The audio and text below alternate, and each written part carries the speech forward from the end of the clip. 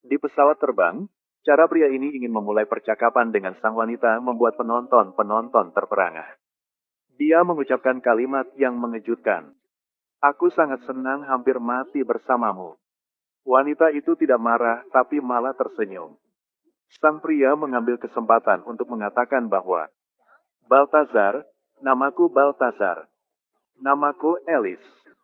Tampaknya begitu takdir datang, itu tidak bisa dihentikan. Awalnya tiketnya kelas ekonomi, tapi karena kursinya ditempati orang lain. Lawan bahkan bertarung dengannya. Saat dia marah pramugari datang. Karena dia tidak ingin mendapat masalah, dia membawanya ke kelas bisnis. Dan di sini wanita ini baru saja duduk. Sang pria tua yang duduk di dekatnya mulai angkat bicara. Dia tidak peduli. Pada saat ini pramugari membawa pria itu datang. Sang wanita langsung menarik tangannya dan duduk. Saat lihat adegan ini, sang pria tua juga mengertinya dan berbalik. Tapi sang pria tak hanya duduk diam aja. Untuk menarik perhatian wanita ini, dia terus-menerus memainkan permainan mengangkat kursi ke atas dan ke bawah, tapi sang wanita tetap tidak peduli padanya. Ternyata dia sedang sibuk melakukan pekerjaannya. Saat itu pramugari datang dan menyuruhnya memesan makanan. Sang wanita ingin pesan seporsi lobster. Sang pria bilang dia juga ingin pesan seporsi lobster dan ingin ditambah sedikit es dalamnya. Tapi pramugari memberitahunya bahwa karena dia dari kelas ekonomi ke sini, dia tak berhak memesan makanan seperti kelas bisnis. Sang wanita tersenyum mengejeknya. Di belakang pesawat menghadapi aliran udara yang kuat. Jadi di dalamnya berguncang hebat. Pada saat lampu tiba-tiba mati, Alice merasa sangat takut dan tanpa sengaja meraih tangan pria itu. Ini membuat jantung pria itu berdebar dan tidak tahu harus berbuat apa. Setelah guncangan berlalu, Alice dengan malu-malu melepaskan tangannya. Momen indahnya selalu singkat. Dia harus turun dari pesawat. Sebelum pergi kata sang pria, aku senang mati bersamamu. Tapi wanita itu hanya tersenyum. Saat pergi, sang pria agak sedih. Tapi ketika dia melihat ke bawah, dia melihat pulsnya di lantai. Dia sangat senang ingin segera kembalikan itu padanya. Tapi sabuk pengamannya belum dibuka. Saat dia berlari keluar, wanita itu sudah naik taksi dan pergi. Sepertinya takdir mereka berdua belum datang. Keesokan harinya dia pergi ke perusahaan untuk bekerja. Sikapnya yang dewasa dan percaya diri membuatnya dihormati oleh rekan-rekan kerjanya. Sudah berapa lama dia menunggu? Sudah 8 tahun. Dia telah melajang selama 8 tahun dan seorang ibu tunggal. Saat ini, sang sekretaris bilang ada yang mau mengembalikan barangnya. Tapi dia tidak peduli dan langsung pergi ke kantor atasan untuk melaporkan pekerjaannya. Atasannya memberinya kabar yang mengejutkan. Pada tahun ini dia awalnya akan dipromosikan menjadi kepala editor, tetapi akhirnya digantikan oleh orang lain. Sang pria pikir dia tidak pernah jatuh cinta selama 8 tahun. Dan itu akan menyebabkan dia tak buka hatinya, sehingga tak punya ide baru. Tak seperti gadis yang melompat ke atas meja. Dia mengekspresikan dirinya secara alami di depan semua orang. Menurutnya perusahaan membutuhkan pemikir yang kuat dan gila seperti itu. Ini tidak terkait dengan usia, tapi sikapnya. Ini membuat Alice marah, tapi tidak berdaya. Ketika dia lembur, menemukan bahwa USB hilang. Dia merasa sakit kepala dan tidak tahu harus berbuat apa. Ketika dia mendongak, dia melihat secari kertas. Di atas mengatakan seseorang ingin mengembalikan USB padanya. Ada juga nomor teleponnya. Dia langsung menelponnya. Sekarang Baltasar ada di bar. Ketika dia mendengar suara Alice, matanya berbinar, tapi sang wanita hanya ingin mendapatkan pusnya kembali. Baltasar mengirimkan alamatnya. Tidak lama setelah itu, sang wanita naik taksi ke bar. Baltasar mengira ini kesempatan untuk mendekati dewinya. Dia inginnya bersenang-senang dengannya. Adegan itu dilihat oleh dua rekannya di perusahaannya. Mereka tidak menyangka seorang wanita seperti dia akan datang ke tempat ini. Tapi dia hanya ingin mendapatkan pusnya kembali. Baltazar memberitahunya. Mungkin karena aku tidak mengatakannya dengan jelas.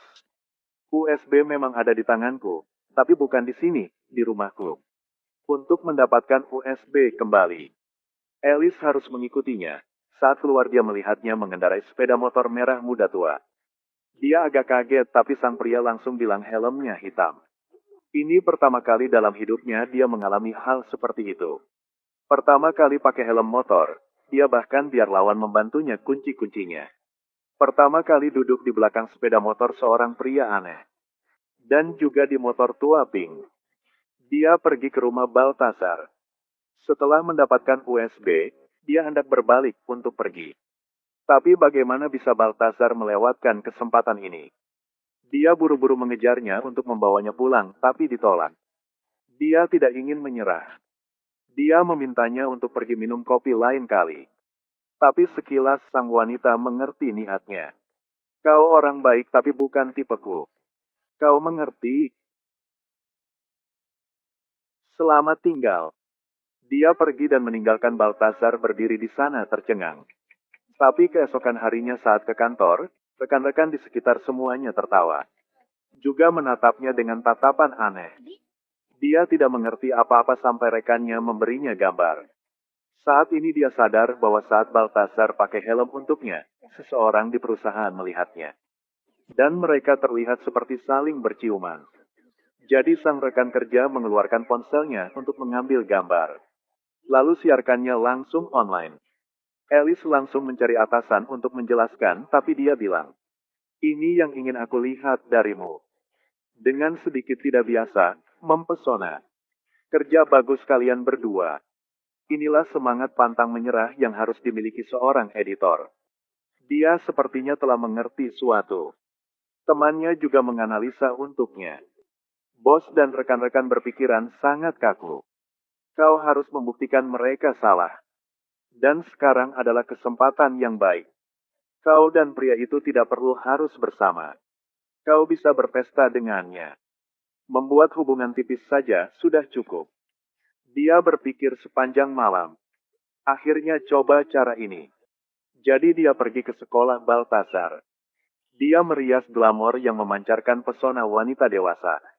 Yang menarik perhatian banyak pemuda. Saat ini Baltasar belum tahu. Saat melihat dewinya dia agak terkejut. Dia ingin mengajaknya pergi ke pesta bersamanya. Baltasar tidak bisa menahan kegembiraannya. Mungkinkah ini perasaan cinta? Tapi di dalam party, setiap gerak tubuhnya sangat perhatian padanya. Tapi Baltasar tidak tahu bahwa dia hanyalah bantalan untuk promosinya. Dia mengajaknya bertemu teman-temannya. Tapi sebenarnya adalah untuk atasannya melihat sisi lain dari dirinya. Tapi saat dia bertemu pesaing, dia diejeknya. Sedang mencari bos kan? Dia menelponku dan bilang dia tidak bisa datang. Kau kehilangan kesempatannya. Tapi dia tidak terpengaruh. Keesokan harinya dia membuat janji untuk bertemu Baltasar. Kali ini bosnya dan tuannya sudah datang.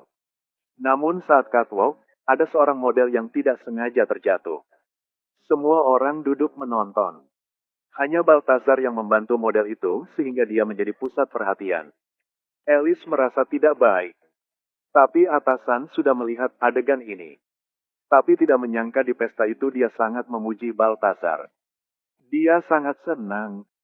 Tetapi pesaing sengaja mengajukan pertanyaan seperti ingin mengungkap hubungan mereka berdua. Alice langsung menarik tangan Baltasar untuk menari. Mungkin karena pengaruh alkohol, Alice sepertinya melepaskan diri. Baltasar juga tertarik pada pesonanya yang tak tertahankan. Malam itu Baltasar juga mengendarai motor pinknya untuk mengantarnya pulang.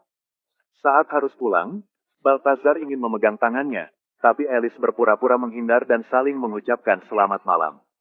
Tapi saat dia masuk rumah, Baltasar membunyikan bel pintunya. Mungkin karena pengaruh alkohol, atau mungkin karena harus menunggu lama. Untungnya putrinya pun tidak ada di rumah, keduanya akhirnya tidak bisa menahan lagi. Keesokan paginya, Baltasar panik dan cepat-cepat memakai pakaian, tapi tidak bisa menemukan sepatu keduanya. Dia harus memakai kantong plastik ke kakinya. Ketika hendak pergi, Alice memanggilnya kembali. Dari situlah romansa keduanya dimulai. Baltasar akan menempelkan selembar kertas di jalan yang dilewatinya. Lalu menggambar arah ke bangku taman. Ketika dia duduk, di bawah kursi ada surat, di dalamnya ada rekaman. Di dalam undangan kencan Baltasar padanya. Kencannya yang unik membuatnya sangat bahagia. Dia naik motor bersamanya untuk pergi ke tempat yang tidak diketahui. Mereka melewati jalan besar dan kecil bersama di kota. Ketika matahari menyinari wajahnya, dia merasa sangat bahagia. Tentu saja, karirnya juga berjalan dengan lancar.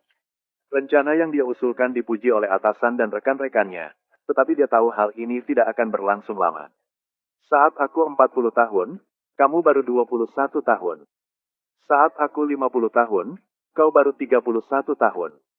Baltazar tidak tahu bagaimana menjawabnya. Tetapi masalah kenyataan membuatnya lebih rasional. Dia menghilang kesedihannya dan melihat melalui jendela mobil. Gak tahu berapa lama kemudian, semuanya kembali ke aslinya.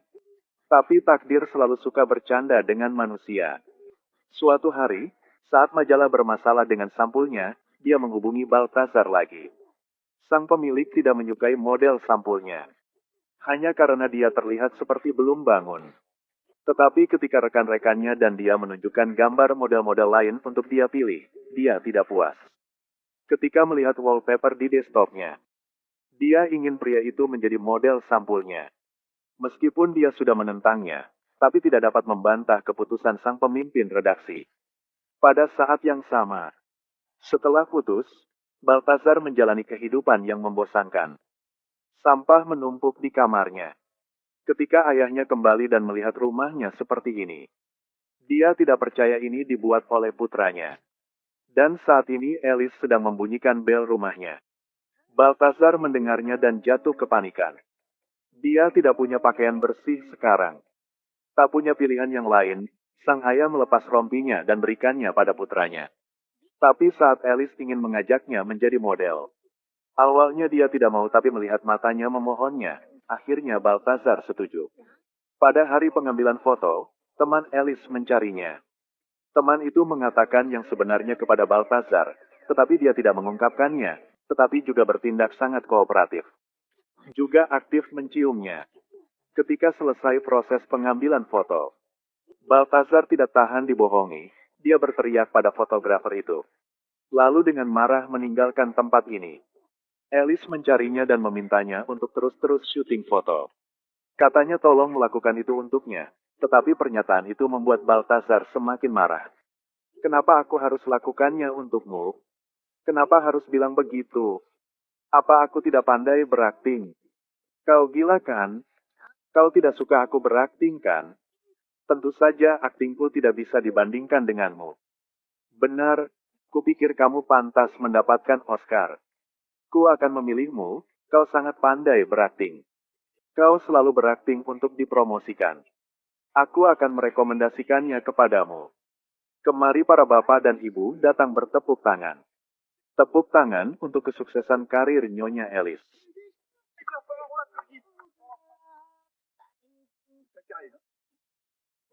Setelah selesai berbicara, dia masih selesai pengambilan gambar sebelum pergi.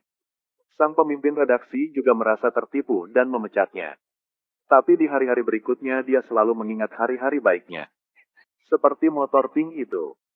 Ketika keluar pintu, dia juga akan melihat ke pohon itu dengan setengah selembar kertas di atasnya. Di bangku taman, dia terus-menerus mendengar suara Baltazar. Bahkan saat naik bus ke tempat kerja, dia juga melihat iklannya. Dia telah meninggalkan begitu banyak kenangan indah dalam hidupnya. Suatu hari, putrinya bertanya mengapa dia tidak pergi bekerja. Dia bilang ingin membersihkan rumah.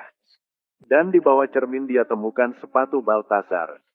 Malam itu dia bertekad untuk menemukan kembali cintanya yang hilangnya. Hari berikutnya, dia pergi ke universitas di mana Baltazar berkuliah.